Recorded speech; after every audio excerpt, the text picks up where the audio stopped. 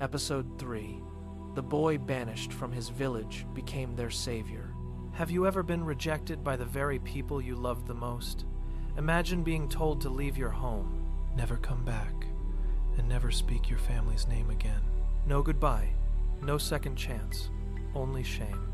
But what if your rejection wasn't the end of your story? What if the people who cast you out would one day be forced to kneel before you, not because you sought revenge, but because God had chosen you for something greater? This is the forgotten tale of a boy named Amari. The child his village rejected, but heaven never abandoned. Long ago, hidden beyond dense forests and winding rivers, stood a peaceful village called Nandala. Its people believed every child was born carrying either a blessing or a curse. When Amari entered the world, a fierce storm shook the land. Lightning split an ancient baobab tree in two. The river overflowed. Livestock disappeared. 3 huts collapsed before sunrise. The village elders looked at the newborn with fear. "This child carries misfortune," one elder declared. "If he stays, disaster will follow." His mother wept. His father refused to believe it. "My son is not a curse," he said. "Only God knows a person's destiny." For years, Amari grew into a kind and respectful boy. He helped the elderly gather firewood. He shared his food with children who had none. He greeted everyone with a smile. Yet, no matter how good he was, the villagers never forgot the storm that came on the day he was born. Whenever crops failed, they blamed Amari. Whenever sickness spread, they blamed Amari. Whenever a hunter returned empty-handed, they blamed Amari. A lie repeated often enough had become their truth. When Amari turned 16, another dry season struck the land. The wells began to dry up. The elders gathered beneath the great baobab tree. After hours of arguing, they reached a terrible decision. The curse must leave. That evening, the village chief called Amari before everyone. "You must go before sunrise. If you remain, our people will perish." His mother fell to her knees. His father begged the elders to reconsider. But fear had closed every heart. Amari looked around at the faces he had known his entire life. Not one person defended him. He quietly picked up a small cloth bag containing a loaf of bread, a water gourd, and his late grandfather's walking stick. Without anger, without shouting, he bowed his head. "I pray one day you will know the truth." Then he walked into the darkness alone. The forest was unlike anything Amari had imagined. The nights were filled with strange sounds. Some mornings he woke hungry.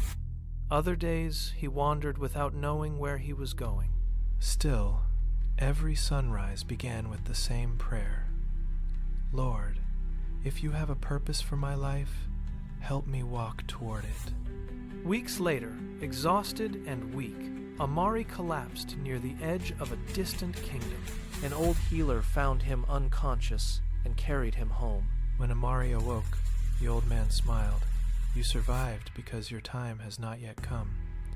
The healer taught Amari the language of herbs, the secrets of clean water, the healing power hidden inside ordinary plants. He also taught him something even more valuable. Wisdom grows best inside a humble heart. Years passed. The frightened village boy became a wise young man. People traveled from neighboring lands, seeking his advice. Kings invited him to settle disputes. Mothers brought sick children to his door. No one knew he had once been the outcast of Nandala. Then one terrible year, a deadly sickness spread across the region. Entire villages fell silent. The disease reached Nandala faster than anyone expected. The wells became contaminated. Children grew weak. The elders who had once judged Amari could do nothing but watch their people suffer. Word soon reached them about a healer whose wisdom had saved hundreds of lives. Desperate, they sent messengers to bring him. Days later, the healer arrived.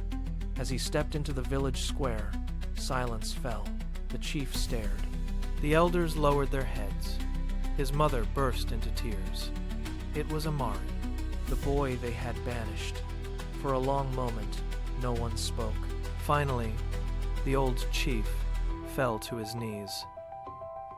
We were wrong. Can you ever forgive us? Every eye watched Amari. No one would have blamed him for walking away. No one would have blamed him for letting them suffer. Instead, he smiled.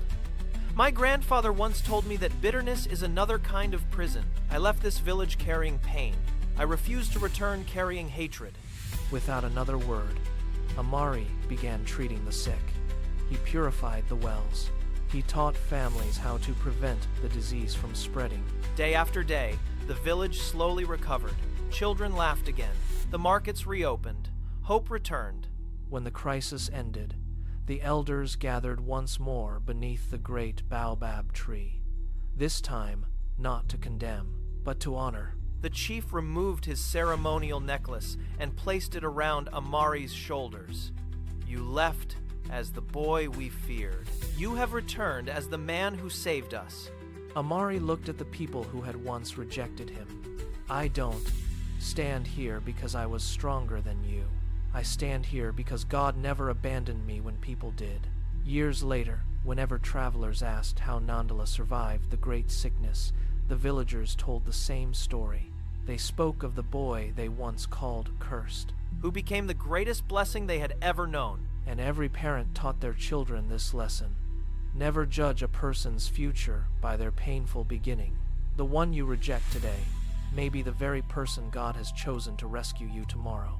So if people have misunderstood you, if you've been rejected, if you've been forced to walk alone, don't let rejection convince you that you've lost your purpose. Sometimes God removes you from the place where you unwanted, only to prepare you for the place where you desperately needed. Because man's rejection can become heaven's redirection. If this story inspired you, subscribe for more powerful folktales about faith, perseverance, and purpose. Share this story with someone who feels rejected today. They may be one step away from discovering why God allowed them to walk a different path.